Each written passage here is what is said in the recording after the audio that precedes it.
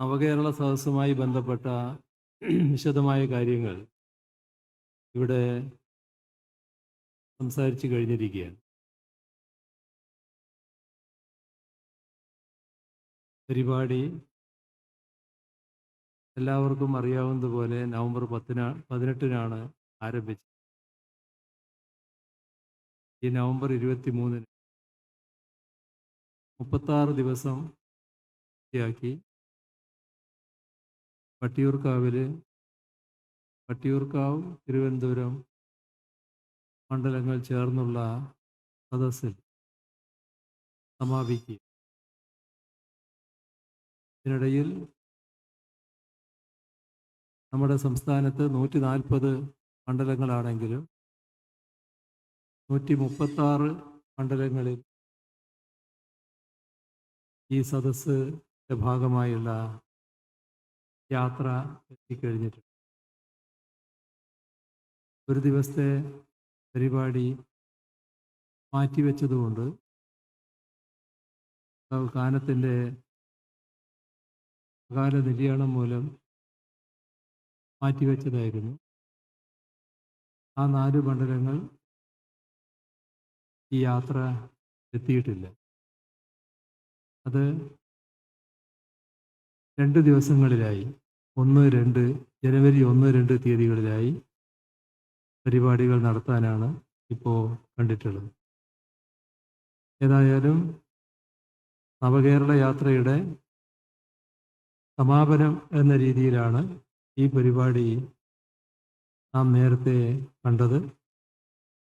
അത് ആ നിലയിൽ തന്നെ വിജയകരമാക്കാൻ ഇവിടെ കഴിഞ്ഞിട്ടുണ്ട് എന്നതാണ് ഇവിടെ പങ്കെടുക്കുന്ന വൻപിച്ച ജനാവലി തെളിയിക്കുന്നത്. ഇത് ഒരിടം മാത്രമാണ് ഇതുപോലെ 2 മണ്ഡലങ്ങൾ ചേർന്ന് ഈ നവകേരള സദസ്സ് നടത്തിയിട്ടുള്ളത്. ഇതിനു പുറമെ കോഴിക്കോട് 1-2 മണ്ഡലങ്ങളാണ് ഈ തരത്തിൽ 2 മണ്ഡലങ്ങൾ ചേർന്നുകൊണ്ട് സദസ്സ് നടത്തുന്ന നില വന്നിട്ടുള്ളത്. ഈ 136 മണ്ഡലങ്ങളിലെയും അനുഭവം അത് നമ്മുടെ നാട് ഒന്നാകെ ഈ പരിപാടിയുടെ ഭാഗമായി ഒഴുകിയെത്തുന്നു എന്നുള്ളതാണ്. നല്ല ജനപങ്കാളിത്തമാണ് ഓരോ പരിപാടിയിലും ഉണ്ടായിട്ടുള്ളത്. ഒന്നിനൊന്ന് മെച്ചപ്പെട്ട ജനസഞ്ചയം എല്ലാ പരിപാടികളിലും കാണാൻ കഴിഞ്ഞിരുന്നു.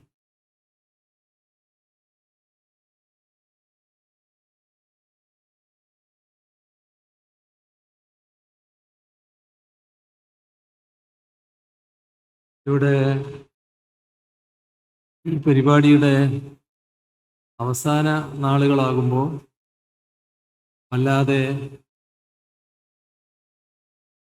പരിപാടിയുടെ ലക്ഷ്യത്തിൽ നിന്ന് മാറ്റുന്നതിന് വേണ്ടിയുള്ള ഹീനമായ ശ്രമം നടന്നത് നമ്മളെല്ലാവരുടെയും ശ്രദ്ധയിലുള്ളതാണ്. ഇന്ന് രാവിലെ സാധാരണ മാധ്യമപ്രവർത്തകരെ കാണാറുണ്ട്. അങ്ങനെ കണ്ടപ്പോൾ ഞങ്ങളോട് ഒരു ചോദ്യം ചോദിക്കുകയുണ്ടായി. കഴക്കൂട്ടത്ത് നിന്ന് വട്ടിയൂർക്കാവിലേക്ക് ഈ യാത്രക്ക് പോകാൻ കഴിയില്ല എന്നൊരു പ്രഖ്യാപനവും ആലോചനയും വന്നിട്ടുണ്ടല്ലോ. എന്താണ് അതിനെക്കുറിച്ച് പറയാനുള്ളത് എന്നായിരുന്നു ചോദ്യം. അതിന് ഞങ്ങൾ പറഞ്ഞ മറുപടി, അതൊക്കെ ഒരു വീമ്പ് പറച്ചിലല്ലേ, അതൊന്നും സാധാരണ നടപ്പാക്കാൻ കഴിയുന്ന കാര്യമല്ലല്ലോ. ഞങ്ങൾ പോകാൻ തീരുമാനിച്ചതെല്ലാം പോയിട്ടുണ്ട്, ഇനി പോവുകയും ചെയ്യും. ഇന്ന്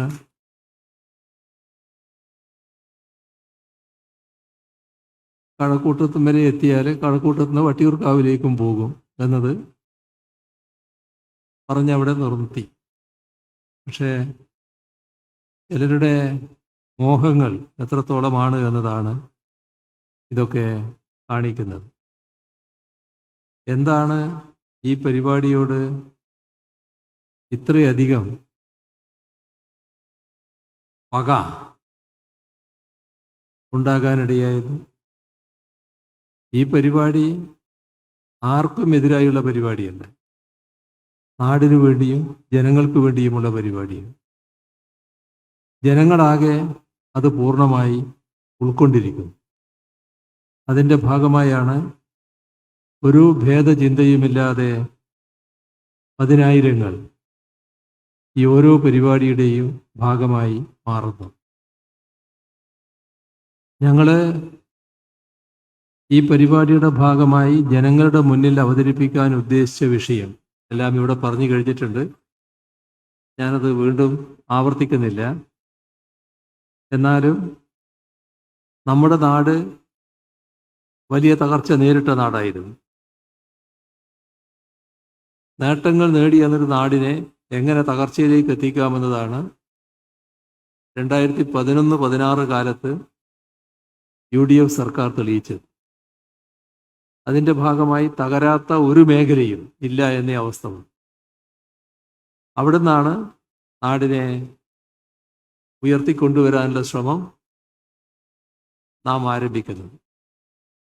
2016 അധികാരത്തിൽ വന്ന LDF സർക്കാർ ആ ശ്രമമാണ് നടത്തിയത്. പക്ഷെ ആ ശ്രമത്തിന് ഒരുപാട് പ്രതിബന്ധങ്ങളുണ്ടായി. ഓക്കിയും നിപ്പായും 2018 മഹാപ്രളയവും തൊട്ടു പിന്നാലെ വന്ന അതിരൂക്ഷമായ കാലവർഷക്കെടുതിയും 2 വർഷം നീണ്ടുനിന്ന കോവിഡ് മഹാമാരിയും, ഇതിനൊക്കെ നമ്മുടെ നാട് ഇരയാകുകയായിരുന്നു. ആ ഘട്ടത്തിൽ നമ്മളെ സഹായിക്കാൻ ബാധ്യതപ്പെട്ടവർ സഹായിക്കാൻ തയ്യാറായില്ല. കഴിയാവുന്നത്ര ഉപദ്രവം ചെയ്യുകയും ചെയ്തു. എല്ലാറ്റിനും ഒരു ഉദ്ദേശം മാത്രമേ ഉണ്ടായിരുന്നുള്ളൂ: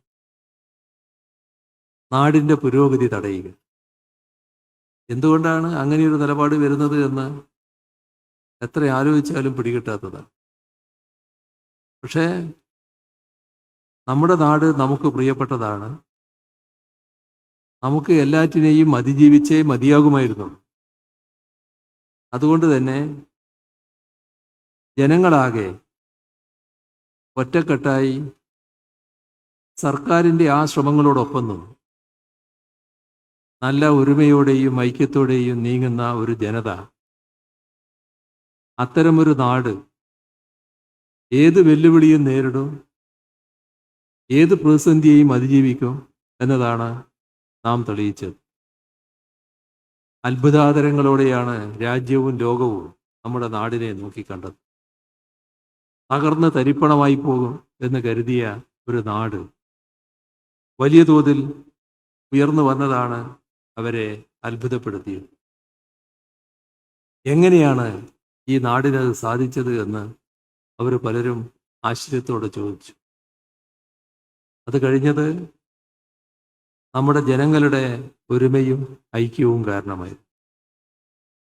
അതാണ് നമ്മുടെ നാടിൻ്റെ പ്രത്യേകത. ഏത് അസാധ്യം എന്ന് ചിന്തിക്കുന്ന കാര്യവും വിജയിപ്പിച്ചെടുക്കാൻ കഴിയുന്ന ഒരു ജനതയാണ് നമ്മുടെ നാട്ടിലുള്ളത്. അത് കാണുമ്പോൾ തന്നെ ഈ കാര്യത്തിൽ നമ്മോടൊപ്പം നിൽക്കേണ്ടിയിരുന്നവർ അന്നും ഒപ്പം നിന്നിരുന്നില്ല എന്നത് നാം മറക്കരുത്. ഇവിടെ കേന്ദ്ര സർക്കാർ നമുക്ക് ആവശ്യമായ പിന്തുണ നൽകാതിരിക്കുമ്പോൾ അതിനെതിരെ ശബ്ദിക്കാൻ ഇവിടെയുള്ള കോൺഗ്രസും UDFും തയ്യാറായില്ല. അപ്പോഴൊക്കെ അവർക്ക് താല്പര്യം സർക്കാരിനെ പ്രതിക്കൂട്ടിലാക്കലായിരുന്നു. കടുത്ത തോതിൽ സർക്കാരിനെ ആക്രമിക്കുന്ന നിലപാടായിരുന്നു സ്വീകരിച്ചിരുന്നത്. അതിലൂടെ കേന്ദ്ര ഗവൺമെന്റ് സ്വീകരിക്കുന്ന പ്രതികൂലമായ നിലപാടിനെ അനുകൂലിക്കുന്ന അവസ്ഥയിലേക്കാണ് അവർ മാറിയത്. ഇതാ കാലം. ഈ കാലവും അത് തന്നെയാണ് നടക്കുന്നത്. നമ്മുടെ കേരളത്തെ സാമ്പത്തികമായി ഞെരുക്കാൻ നോക്കുന്ന അവസ്ഥ, അത് ജനങ്ങളോട് തുറന്നു പറയാനാണ് ഈ പരിപാടി സംഘടിപ്പിച്ചത്. നമുക്ക് കിട്ടേണ്ട പണം നമുക്ക് കിട്ടുന്നില്ല. കിട്ടാതിരുന്നാൽ എങ്ങനെ ഭാവി പ്രവർത്തനങ്ങൾ നടത്തും? ഒരുപാട് കാര്യങ്ങൾ നമുക്ക് നിർവഹിക്കാനുണ്ടല്ലോ. അതിന് പണം കയ്യിൽ വേണമല്ലോ. ഇവിടെ അത്തരം കാര്യങ്ങൾ വിശദീകരിച്ചിട്ടുണ്ട്. നമ്മുടെ കയ്യിൽ കിട്ടേണ്ട പണത്തിൽ എത്രയാണ് കുറവ് വന്നിട്ടുള്ളത്? സാധാരണഗതിയിൽ നമുക്ക് ഊഹിക്കാൻ കഴിയുന്നതിനപ്പുറമുള്ളതാണത്. ഈ 7 വർഷം ഒരു 7,000 10,000 കോടിയല്ല. 7 വർഷം കൊണ്ട് നമ്മുടെ കയ്യിൽ കിട്ടേണ്ട പണത്തിൽ കുറവ് വന്നത് 1,07,500 കോടിയിൽ പരം രൂപയാണ്. 1,07,500 കോടിയിൽ പരം രൂപയുടെ കുറവ് നമ്മുടെ കയ്യിൽ ഉണ്ടാകേണ്ട സംഖ്യയിൽ വന്നാൽ എങ്ങനെ നാടിന് മുന്നോട്ട് പോകാനാവും? നമുക്ക് ഈ കാര്യത്തിൽ ഒന്നിച്ചു നിൽക്കാനാകണ്ടേ? നവകേരള സദസ്സ് നേരത്തെ അവർ ബഹിഷ്കരിച്ചു. ആ ബഹിഷ്കരണം നിലനിൽക്കുമ്പോൾ തന്നെ ഇത്തരം പ്രശ്നങ്ങൾ അതിരൂക്ഷമായി വന്നു. ഈ പറഞ്ഞ നമ്മുടെ കയ്യിലെത്തേണ്ട സംഖ്യ കയ്യിലെത്താതിരുന്നത് കേന്ദ്ര ഗവൺമെന്റ് സ്വീകരിച്ച ഭരണഘടനാ വിരുദ്ധമായ നടപടി കാരണമാണ്. അത് നിയമവിരുദ്ധമാണ്. നിയമസഭയുടെ അധികാരത്തിൽ കൈകടത്തൽ കൂടിയാണ്. അതിനെല്ലാം ഉപരി രാജ്യത്തിൻ്റെ ഫെഡറൽ ഘടനയെ ചോദ്യം ചെയ്യലാണ്. ഫെഡറൽ തത്വത്തിൻ്റെ നിരാകരണമാണ്. അപ്പം അതുമായി ബന്ധപ്പെട്ട് നാം ആ ഭരണഘടനാ വിരുദ്ധ നടപടിയെ ചോദ്യം ചെയ്തുകൊണ്ട് ബഹുമാനപ്പെട്ട സുപ്രീം കോടതിയെ സമീപിച്ചിരിക്കുക. സുപ്രീം കോടതി ആ കാര്യങ്ങൾ പരിശോധിച്ചുകൊണ്ടിരിക്കുകയാണ്. ഈ ഘട്ടത്തിൽ പ്രതിപക്ഷത്തോട് വീണ്ടും ഞങ്ങൾ അഭ്യർത്ഥിച്ചു, നാം തമ്മിൽ തർക്കിച്ച് നിൽക്കേണ്ട സമയമല്ലേ ഇത്. നമ്മൾ ഒന്നിച്ച് നീങ്ങണം. ഇത് നാടിൻ്റെയും ജനങ്ങളുടെയും പ്രശ്നമാണ്. ഇതിൽ നമുക്ക് യോജിച്ച് നീങ്ങാനാകണം. ഏതെങ്കിലും പ്രത്യേക പ്രശ്നങ്ങൾ നാം തമ്മിൽ ചർച്ച ചെയ്യേണ്ടതുണ്ടെങ്കിൽ ആ ചർച്ചയ്ക്ക് ഞങ്ങൾ തയ്യാറാണ്. നിങ്ങൾ സഹകരിക്കണം. ഇതാണ് ഞങ്ങൾ നടത്തിയ അഭ്യർത്ഥന. ഈ കേരളത്തിന് വേണ്ടി കേരളത്തിൻ്റെ സർക്കാർ മന്ത്രിസഭ നടത്തിയ അഭ്യർത്ഥനയാണ്. പക്ഷേ മറുപടി എന്താണ്? നിങ്ങളുമായി ഒരു യോജിപ്പിനും ഞങ്ങളില്ല. ഇതാണ് പ്രതിപക്ഷ നേതാവ് പറഞ്ഞ മറുപടി. ഈ പണം നമ്മുടെ കയ്യിലുണ്ടായാൽ നമുക്ക് പല നടപടികളും വളരെ വേഗം പൂർത്തിയാക്കാനാകുമല്ലോ. നമ്മുടെ നാടിൻ്റെ വികസന കാര്യങ്ങൾ വലിയ തോതിൽ പൂർത്തിയാക്കിക്കൊണ്ടിരിക്കുന്ന ഒരു സർക്കാരാണല്ലോ ഇത്. ഇപ്പോൾ നാം രാജ്യത്തിന് മാതൃകയായാണ് ഡിജിറ്റൽ യൂണിവേഴ്സിറ്റി ഇവിടെ സ്ഥാപിച്ചത്. ആ ഡിജിറ്റൽ യൂണിവേഴ്സിറ്റിക്ക് ആവശ്യമായ പണം നമ്മൾ തന്നെയാണല്ലോ ചെലവിടുന്നത്. ഇതിൻ്റെ ഭാഗമായി ചെലവിട്ടത്. ഇതിൻ്റെ ഭാഗമായി ഡിജിറ്റൽ സയൻസ് പാർക്ക് നാം സ്ഥാപിക്കുകയാണ്. അതിൻ്റെ തറക്കല്ലിടാൻ പ്രധാനമന്ത്രിയാണ് നാം ക്ഷണിച്ചത്. അതിനു വേണ്ടി വരുന്നത് 1515 കോടി രൂപയാണ്. ഇവിടെ ടെക്നോ സിറ്റിയിൽ 14 ഏക്കർ സ്ഥലം നാം അതിന് കണ്ടുവച്ചിട്ടുണ്ട്. അതിൻ്റെ പ്രവൃത്തി നടന്നുകൊണ്ടിരിക്കുകയാണ്. ഈ 1515 കോടി രൂപ നാം ചെലവിടേണ്ടതാണ്. ഇന്ത്യയിലെ ആദ്യത്തെ സംരംഭമായിട്ടാണ് ഈ ഡിജിറ്റൽ സയൻസ് പാർക്ക് വരിക. ആ ഡിജിറ്റൽ സയൻസ് പാർക്കിന് പുറമെ 3 സയൻസ് പാർക്കുകൾ കേരളത്തിൽ സ്ഥാപിക്കാനാണ് നാം നടപടിയെടുത്തു വരുന്നത്. അത് 3 നമ്മുടെ ചെലവിൽ സ്ഥാപിക്കേണ്ടതാണ്. അതിനുവേണ്ടി വരുന്ന തുകയും നാം തന്നെ കണ്ടെത്തേണ്ടതായിട്ടാണ് ഇരിക്കുന്നത്. ഇവിടെ ഇതോടൊപ്പം നമ്മുടെ സംസ്ഥാനത്തിൻ്റെ വലിയ തോതിലുള്ള വികസനത്തിന് വഴിവെക്കുന്ന ഒന്നാണ് കൊച്ചി ബാംഗ്ലൂർ വ്യാവസായിക ഇടനാഴി. വലിയ തോതിൽ നാടിൻ്റെ വികസനത്തിന് ഉതകും വിധമുള്ള വ്യാവസായിക യൂണിറ്റുകളാണ് അവിടെ വരിക. അതിന് 2152 ഏക്കർ ഭൂമി നമ്മൾ ഏറ്റെടുക്കേണ്ടതുണ്ട്. അത് ഏറ്റെടുത്തുകൊണ്ടിരിക്കുകയാണ്. ഇപ്പോൾ 1242 ഏക്കർ ഏറ്റെടുത്തു കഴിഞ്ഞു. ബാക്കിയുള്ളത് ഏറ്റെടുത്തുകൊണ്ടിരിക്കുകയാണ്.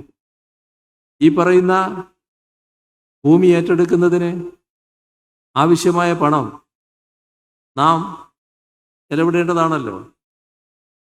ഇത്തരം കാര്യങ്ങൾക്ക് നമ്മുടെ നാടിൻ്റെ വികസനത്തിന് നമ്മുടെ കയ്യിൽ പണം ആവശ്യമാണല്ലോ. ഇപ്പോൾ നാം കാണേണ്ടത് പാലക്കാട് തന്നെ ഇതിൻ്റെ ഭാഗമായി 10,000 കോടി രൂപയുടെ നിക്ഷേപം വരും എന്നാണ് കണക്കാക്കുന്നത്. അത്ര വലിയ തോതിൽ നാടിൻ്റെ വികസനത്തിന് ഉപകരിക്കുന്ന ഒന്നായിരിക്കും ഇത്. ഈ പദ്ധതിയുടെ തന്നെ ഭാഗമായിട്ട് നമ്മുടെ രാജ്യത്തെ രണ്ടാമത്തേതും ദക്ഷിണേന്ത്യയിൽ ആദ്യത്തേതുമായ ഗിഫ്റ്റ് സിറ്റിക്ക് നാം രൂപം കൊടുക്കാൻ ശ്രമം ആരംഭിച്ചിരിക്കുകയാണ്. അതിനുവേണ്ടി ആ സ്ഥലം ഏറ്റെടുക്കുന്നതിന് വേണ്ടി എറണാകുളത്താണത് 850 കോടി രൂപ വേണ്ടതായി വരും.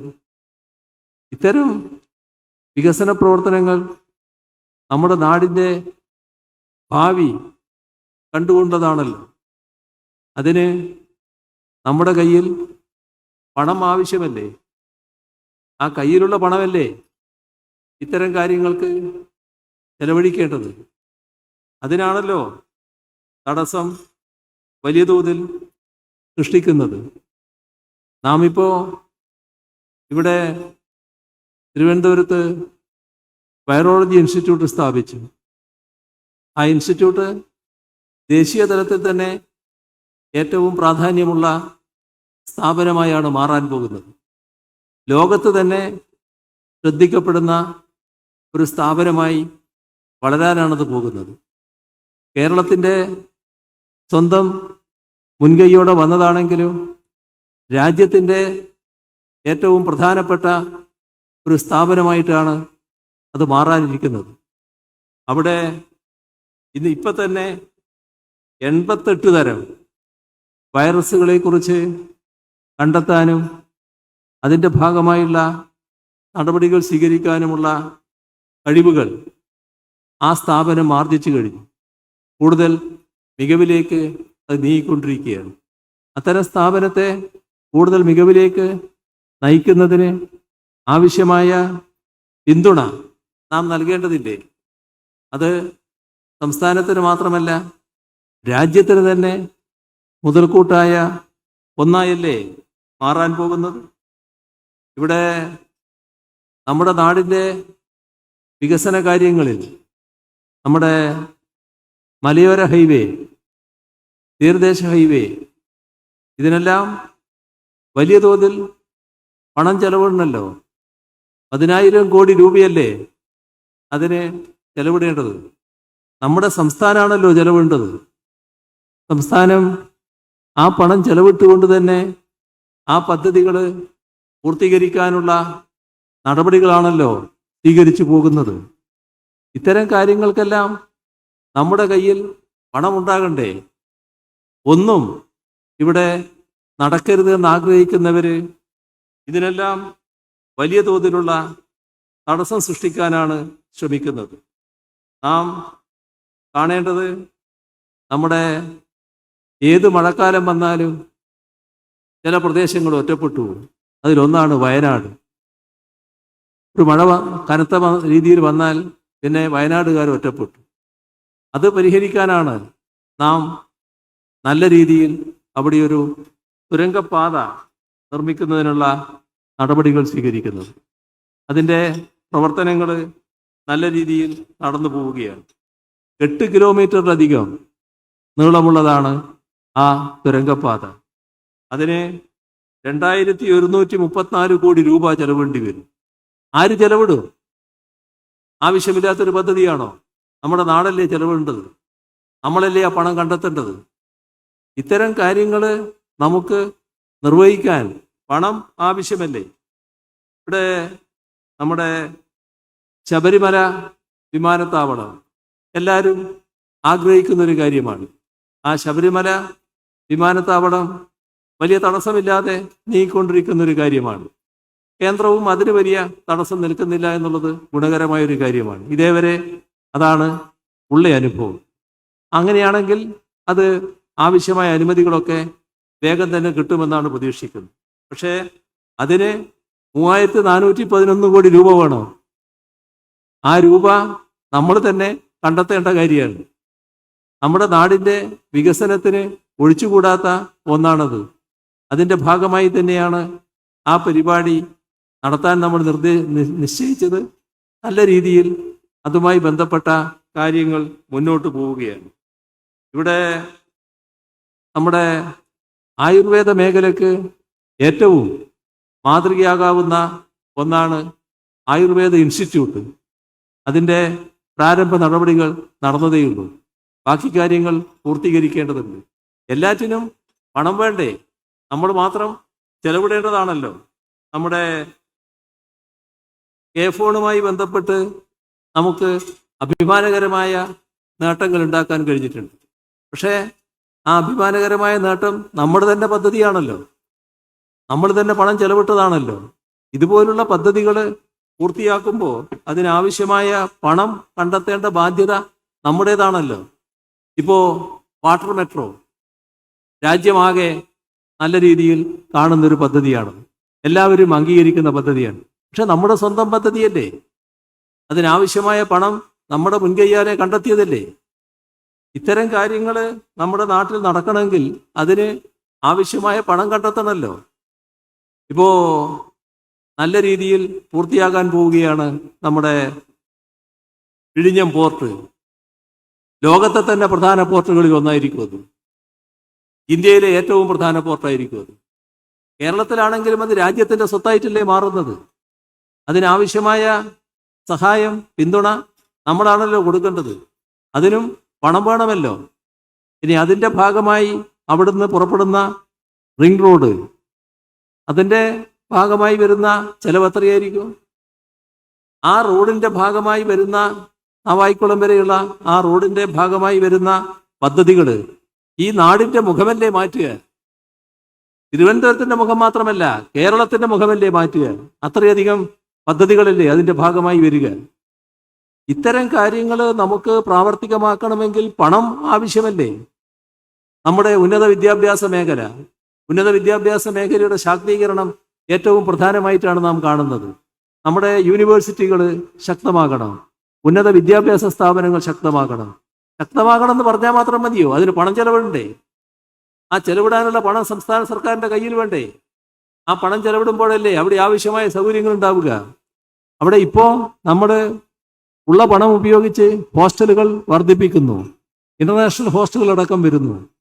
അവിടെ കുട്ടികൾക്ക് സ്ഥിരമായി അവിടെ തന്നെ ചെലവഴിക്കാൻ പറ്റുന്ന, സമയം ചെലവഴിക്കാൻ പറ്റുന്ന തരത്തിലുള്ള മറ്റ് സൗകര്യങ്ങൾ ഒരുക്കണമല്ലോ. അതിൻ്റെ ലാബ് സൗകര്യം വേണം, ലൈബ്രറി സൗകര്യം വേണം, മറ്റെല്ലാ സൗകര്യങ്ങളും ഒരുക്കണം, അക്കാദമിക് തരത്തിലുള്ള മാറ്റങ്ങൾ വരണം. അതിൻ്റെ ഭാഗമായുള്ള നമ്മുടെ ടീച്ചേഴ്സിൻ്റെ, ഫാക്കൽറ്റിയുടെ വലിയ ശാക്തീകരണം വേണം. ഇതെല്ലാം പറയൽ എളുപ്പമാണെങ്കിലും അതിനെല്ലാം നമ്മുടെ കയ്യിൽ പണം വേണ്ടേ? പണം ചെലവിടണ്ടേ? ആ ചെലവിടുന്നതിൻ്റെ ഭാഗമായിട്ടില്ല ഇത്തരം കാര്യങ്ങൾ വരിക. ഇതൊന്നും നടക്കരുത്, ഇതാണ് താല്പര്യം. ഇതൊന്നും നടക്കരുതെന്ന് പറഞ്ഞാൽ ഇത് LDF വേണ്ടിയാണോ? ഏതെങ്കിലും മുന്നണിയുടെ കാര്യം മാത്രമാണോ ഇത്? നാടിന്റെ കാര്യമല്ലേ, നാടിനല്ലേ ഇതിന്റെ ഗുണം അനുഭവിക്കാൻ കഴിയുക. അപ്പോ അത്തരം കാര്യങ്ങൾ ശരിയായ രീതിയിൽ മുന്നോട്ട് കൊണ്ടുപോവുക എന്നതാണ് നാം ഉദ്ദേശിക്കുന്നത്.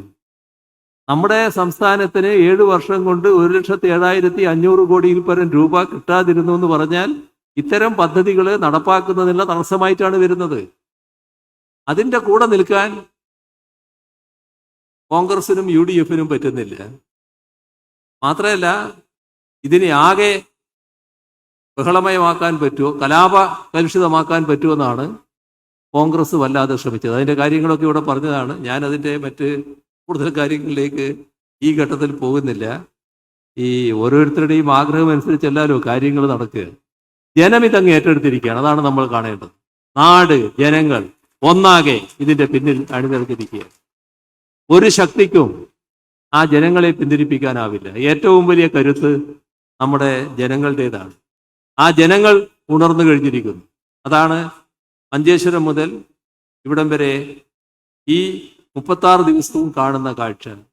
വലിയ ആവേശത്തോടെ ജനങ്ങൾ ഈ പരിപാടിയിൽ വരികയായിരുന്നു. വഴിയിലുടനീളം എല്ലായിടവും ആളുകൾ അണിനിരക്കുകയായിരുന്നു. വീടിന് മുന്നിലാള്, കടയുടെ മുന്നിലാള്, ചെറിയ കവലകളിലാള്, ചെറിയ ടൗണുകളിലാണ്. അങ്ങനെ 100 കണക്കിൽ 1000 ആളുകൾ പലയിടങ്ങളിലായി പങ്കെടുക്കുകയായിരുന്നു. അവരെല്ലാം ഈ യാത്രയെ ആശീർവദിക്കാനും പിന്താങ്ങാനും അഭിവാദ്യം ചെയ്യാനും ഒക്കെയാണ് തയ്യാറായത്. അതിനിടക്കാണ് ഇതിനെ ആക്രമിക്കാൻ വേണ്ടി വന്നത്. ആക്രമിക്കാൻ വേണ്ടി വന്നപ്പോൾ ഞങ്ങൾ ആദ്യത്തെ കരിങ്കൊടി ഇതിൻ്റെ മുന്നിൽ ചാടി വീണ് നടത്തിയപ്പോൾ തന്നെ പറഞ്ഞ എന്താ, ആരും ഇതിൽ പ്രകോപിതരാകരുത്, ഇത് പ്രകോപനം സൃഷ്ടിക്കാനുള്ള നടപടിയാണ്, എല്ലാവരും സംയമനം പാലിക്കണം. പ്രകോപനം ഉണ്ടാക്കൽ ഉദ്ദേശിക്കുന്നവരാണ് ഈ പരിപാടി ഇങ്ങനെ നടത്തിയിട്ടുള്ളത്. പ്രകോപനത്തിൽ കുടുങ്ങരുത്, അവരുടെ അജണ്ടക്കനുസരിച്ച് നീങ്ങരുത്, തീർത്തും സംയമനം പാലിക്കണം. അതിശയകരമായ സംയമനമാണ് നമ്മുടെ ജനങ്ങൾ കാണിച്ചത്. ഞങ്ങൾ പിന്നെ ഈ യാത്ര തുറന്നപ്പോൾ അവര് കരിങ്കൊടി കാണിക്കൽ ഈ ബസ്സിന് മുന്നിൽ ചാടിയുള്ളത് നിർത്തിവെച്ചിരുന്നു. അപ്പോൾ ഓരോ സ്ഥലത്തും ആളുകൾ ഇങ്ങനെ കൂട്ടം കൂടി നിൽക്കുകയാണല്ലോ. ചില സ്ഥലത്ത് 100 കണക്കിന് ആളുകളാണ്. അവരുടെ ഇടയിൽ നിന്ന് ഒരാൾ കരിങ്കൊടി ഇങ്ങനെ കാണിക്കുകയാണ്. അപ്പോൾ ആ കൂടി നിന്നവര് ഞങ്ങളെ നേരെ കൈവീശുന്നൊക്കെയുണ്ട്. ഇത് ചിരിച്ചുകൊണ്ട് നോക്കുകയാണ്. സംയമനം, നല്ല സംയമനം. അപ്പോൾ ഞങ്ങള് സംയമനം സംയമനം സംയമനം എന്ന് പറഞ്ഞുകൊണ്ടിരിക്കുക. അപ്പോഴാണ് പ്രതിപക്ഷ നേതാവ് അടിക്കും അടിക്കും അടിക്കും എന്ന് പറഞ്ഞുകൊണ്ടിരിക്കുന്നത്. എന്താണിത്? ഇങ്ങനെ ഏതെങ്കിലും ഒരു കാലം ഉണ്ടായിട്ടുണ്ടോ? ഏതെങ്കിലും ഒരു രാഷ്ട്രീയ നേതാവ് ഇങ്ങനെ ഉണ്ടായിട്ടുണ്ടോ? പരസ്യമായിട്ട് അടിക്കും അടിക്കും അടിക്കുമെന്ന് പറയുന്ന ഒരു രാഷ്ട്രീയ നേതാവിനെ കേരളത്തിൽ ആരെങ്കിലും ഇതേവരെ കണ്ടിട്ടുണ്ട്? ആവർത്തിച്ച് പറഞ്ഞുകൊണ്ടിരിക്കുകയല്ലേ ചെയ്യുന്നു. അതിന് മാറ്റം വരുന്നില്ലല്ലോ. ബസ്സിന് മുന്നിൽ ചാടിയ ആ ആളെ 2 പേരെ അവിടെയുള്ളവർ തള്ളി മാറ്റി. ആ പ്രവൃത്തിയെ അവരുടെ ജീവൻ രക്ഷിക്കുന്ന പ്രവർത്തനമാണ് നടത്തിയത് എന്ന് ഞാൻ പറഞ്ഞു. അപ്പോൾ KPCC അധ്യക്ഷൻ ചോദ്യം, നിങ്ങൾക്കെന്താ കാര്യം ജീവൻ രക്ഷിക്കേണ്ടത്? ബസ്സിന് മുന്നിൽ ചാടാൻ തീരുമാനിച്ചവർ വരുന്നില്ലേ, നിങ്ങളാരാ അവരെ തടയാൻ? എങ്ങനെയുണ്ട്? എന്താ ഉദ്ദേശം? ബസ്സിന് മുന്നിൽ ചാടിയാൽ എന്താ സംഭവിക്കുക എന്ന് എല്ലാവർക്കും അറിയാലോ. അത് സംഭവിക്കണം, അതിനു വേണ്ടിയാണ്. ഇങ്ങനെയുള്ള ഒരു വല്ലാത്തൊരു മനസ്സ്, സാധാരണ കാണാത്തൊരു മനസ്സ്, അത് രൂപപ്പെട്ടിരിക്കുകയാണ്. പക്ഷേ ജനങ്ങളതൊന്നും വകവെക്കുന്നില്ല. ജനങ്ങൾ ഏക മനസ്സോടെയാണ്. കേരളം ഒരു മനുഷ്യന്റെ രൂപത്തിലാണ് ഈ കാര്യത്തിൽ ഉണർത്തെഴുന്നേറ്റത്. അതിന്റെ ഭാഗമായാണ് ഈ നവകേരള സദസ്സ് ഈ രീതിയിൽ വിജയപ്രദമായത്. ഇത് കേന്ദ്ര ഗവൺമെന്റിനുള്ള കൃത്യമായ സന്ദേശമാണ്. ഈ നടപടി തിരുത്തണമെന്നുള്ളത്, ആ തിരുത്തണമെന്നുള്ളത് കേരളം ഒന്നാകെ ആവശ്യപ്പെടുകയാണ്. ഞങ്ങൾ സാങ്കേതികാർത്ഥത്തിലാണ് നിങ്ങൾ യോജിക്കണമെന്ന് പറഞ്ഞത്. കാരണം പ്രതിപക്ഷം ബഹിഷ്കരിച്ചു എന്ന ഒരു സാങ്കേതിക നിലയുണ്ടാക്കരുത് എന്ന്. അത് ജനങ്ങളെ ബാധിച്ചിട്ടില്ല. അവരുടെ കൂട്ടത്തിൽ തന്നെയുള്ള ഒരുപാട് പേര് ഇതുമായി സഹകരിക്കാൻ തയ്യാറായിട്ടുണ്ട്. നല്ല രീതിയിൽ തന്നെ ജനങ്ങൾ ഒന്നടക്കം അതിലെല്ലാവരുമുണ്ട്, എല്ലാ അഭിപ്രായക്കാരുമുണ്ട്. ഒരു ഭേദചിന്തയുമില്ലാതെ കേരളം എൻ്റെ നാട്, അത് പിറകിലായിക്കൂടാ, കാലാനുസൃതമായ പുരോഗതി നേടണം എന്ന ആ ഒരു ചിന്ത, അത് മാത്രമാണ് ഇവരെല്ലാം ധരിച്ചിട്ടുള്ളത്. അത് വളരെ നല്ലൊരു കാര്യമാണ്. എല്ലാവരും ഒരേ സ്വരത്തിൽ ഒരു സന്ദേശം സർക്കാരിന് നൽകുകയുണ്ടായി. അത് മഞ്ചേശ്വരം മുതൽ ഈ വട്ടിയൂർക്കാവ് വരെ ഉള്ള ഈ 36 ദിവസവും ഞങ്ങൾക്ക് വലിയ ഊർജം പകരുന്ന സന്ദേശമായിട്ടാണത് വന്നത്. അത് നിങ്ങൾ ധൈര്യമായി മുന്നോട്ട് പോയിക്കോ, ഞങ്ങൾ കൂടെയുണ്ട്, അതിന് നന്ദി നന്ദി എന്ന് മാത്രം പറഞ്ഞുകൊണ്ട് അവസാനിപ്പിക്കുന്നു. നിങ്ങൾക്ക് എൻ്റെ അഭിവാദ്യങ്ങൾ.